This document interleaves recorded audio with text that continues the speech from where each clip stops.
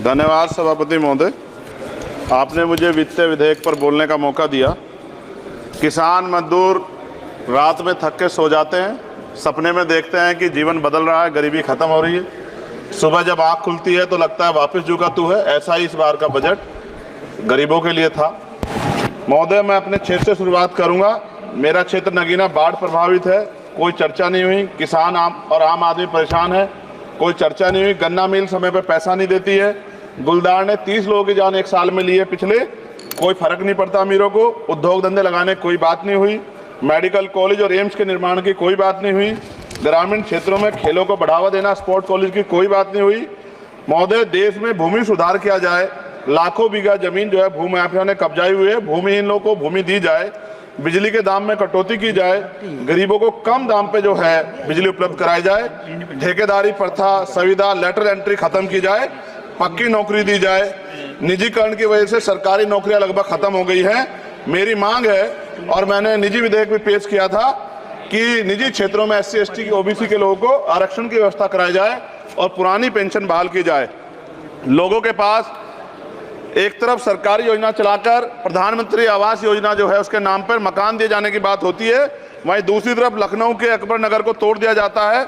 नवी मुंबई में के खार घर में, धन्यवाद, हमारे लोग सर आर्थिक रूप से बड़े कमजोर हैं और 2 अप्रैल 2018 के मुकदमों के लिए कई बार सरकार से बात हुई, वापस नहीं हुई, उनको वापस कराया जाए।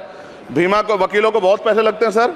भीमा कोरे गाँव में 3000 लोगों पर मुकदमे हुए थे महाराष्ट्र में, वो वापस नहीं हुए। पुणे में दीक्षा भूमि जो हमारा गौरव है उसका वहाँ पार्किंग बना के उसको अपमानित किया जा रहा है, इसको बंद कराया जाए। पेट्रोल पंप के जो डीलर्स मार्जिन है वो 2017 से नहीं बढ़ा सर, इसका असर ग्राहकों पे पड़ता है।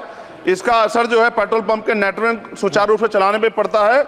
डीजल मार्जिन की बढ़ोतरी ना होने से हजारों कर्मचारी, लाखों कर्मचारी जो वहाँ काम करते हैं उनके जीवन पर असर पड़ रहा है। सहारा का में 10 करोड़ जमाकर्ता का लाखों करोड़ों रुपए जमा है। कंपनी बंद हो जाने के कारण 10 लाख से ज्यादा एजेंट बेरोजगार हो रहे हैं, नौकरी कहीं है नहीं। भुगतान ना होने के कारण जमाकर्ताओं के द्वारा एजेंट पर जबरदस्ती भुगतान कराने का दबाव बनाया जा रहा है, जिसके कारण 5000 से ज्यादा एजेंटों ने आत्महत्या कर ली है। सभापति महोदय, उत्तर प्रदेश देश का सबसे बड़ा सूबा है, उसको इस बजट में कुछ नहीं मिला और बहुत सारे मेंबर, 80 के लगभग हम मेंबर जो है उत्तर प्रदेश जीत के आए, ना के बराबर मिला। यूपी में 25 करोड़ से ज्यादा आबादी है, उत्तर प्रदेश के अंदर 5 किलो राशन सरकार दे रही है, लेकिन जीवन जीने के लिए काफी नहीं है। और भी बुनियादी सुविधा की जरूरत पड़ती है अगर इज्जत की जिंदगी चाहिए, उसके लिए सरकार के पास कोई उपाय नहीं है। यूपी जब एक बड़ा राज्य है, लेकिन यूपी में भाजपा सरकार की विकास गति बहुत धीमी है। हमारी सरकार से, केंद्र की सरकार से मांग है, हमें यूपी की सरकार की चिंता नहीं है, लेकिन यूपी की जनता की चिंता है। मैं मांग करता हूं कि यूपी को 4 भागों में विभाजित किया जाए। डॉक्टर बाबा साहब अम्बेडकर ने कहा था 1995 में, उनकी बुक है थॉट्स ऑफ लिंग्विस्टिक स्टेट, किताब में कहा था राज्य जितना छोटा होगा राज्य की प्रगति उतनी होगी, जनता को रोजगार मिलेगा और जनता का जीवन संपन्न होगा। मोदी, एक बात मुझे आपसे कहनी है, आपने भी ये विषय उठाया था जब आप अपनी बात रख रहे थे, शेड्यूल कास्ट के साथ जो धोखा किया गया सुप्रीम कोर्ट के जरिए, आप इस बात को इस तरह समझे, 1.5 साल पहले मैंने मांग की थी, अगर इतना हितैषी हमारे लोग होते तो जब EWF 10% दे सकते हैं तो 5% शेड्यूल कास्ट के उन जातियों को दिया जा सकता था, लेकिन दृढ़ संकल्प और इच्छा शक्ति नहीं है गरीबों के उत्थान की। साथ साथ OBC की जातियां उनको भी दिया जा सकता था। ये जो हमारे साथ खेल किया गया है, ये खेल जो है इसमें बहुत गुस्सा है, सरकार को संज्ञान लेना चाहिए और सत्ता और विपक्ष दोनों जो है अपना स्टैंड क्लियर कर दें, क्योंकि दलित समाज, आदिवासी समाज इसको देख रहा है, वो भूलेगा नहीं, जो उनके गले काटने काम करेगा उनको भूलेगा नहीं। और साथ साथ एक जो मेरी पर्सनल है सर, अभी मैं सुबह से प्रयास कर रहा था कि विनेश के लिए बोलूं, जब उसको डिस्क्वालीफाई किया गया, विनेश या नहीं, लेकिन ऐसा लगा जैसे हमें चाकू घुसेड़ दिया गया। मेरे आज भी याद है उस प्रोटेस्ट में मैंने रातें काटी हैं और 4-4 गोली खाई मैंने। ये देश की अस्मिता से जुड़ा मामला था, पर हमने, हमारी मांग ये थी कि सरकार स्टैंड क्लियर कर दे, तब भी सुनवाई नहीं की गई।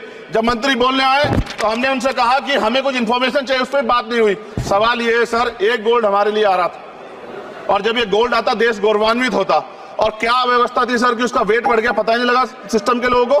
क्या बेवकूफी की गई है, ये सोचने का विषय है सर। ये बहुत महत्वपूर्ण, देश की बेटी का मामला है। ये हरियाणा की बेटी नहीं है सर, वो एक जात की बेटी नहीं है, वो हमारी बहन है, देश की बेटी है। और आपने क्या किया हरियाणा के साथ, आपने हरियाणा का बजट कम किया, जबकि सबसे ज्यादा मेडल हरियाणा लेके आता है। ये गलत है सर, ये धोखा है। हमें इस बात की तकलीफ है कि विनेश जो है देश का नाम गौरवान्वित करती, इस देश का नाम बढ़ाती, लेकिन आज जो है अपमान का सामना करना पड़ रहा है। जब हमारे हितों की बात होगी हम जो है समझौता कर सकते हैं, लेकिन जब देश के हितों की बात होगी, बाबा साहब अम्बेडकर ने कहा था हम प्रथम और अंत्य भारतीय हैं। जब देश हितों की बात होगी, महिला हितों की बात होगी, महिला सम्मान की बात होगी, हर हम कीमत चुका देंगे। सरकार के मंत्री ने क्या कहा कि हमने इतने पैसे दिए, एहसान क्या क्या, खैरात दी क्या आपने कोई, खत्म कर रहा हूं सर, खैरात दी क्या आपने कोई, इससे ज्यादा पैसे हम आपको दे देंगे। लेकिन आपको चाहिए था कि इस मामले को संभालते और देश का सम्मान बढ़ाते, आपने लापरवाही बरती, इसका खामियाजा हमें भुगतना पड़ा। मैं आपसे आग्रह करूंगा कि जब वो बेटी देश लौटे, सर जब वो बेटी देश लौटे, रुक जाओ प्लीज वाइंड अप प्लीज, जब वो बेटी देश लौटे, मैं आपसे आग्रह करूंगा कि स्पीकर सर यहां बुला के उसका सम्मान करें। हम सब लोग, वो देश की बेटी है सर, देश के लिए गोल्डन गर्ल है वो, उसका सम्मान यहां किया जाए सर, हम चाहते हैं। बहुत बहुत धन्यवाद, आपने बात रखने का मौका दिया।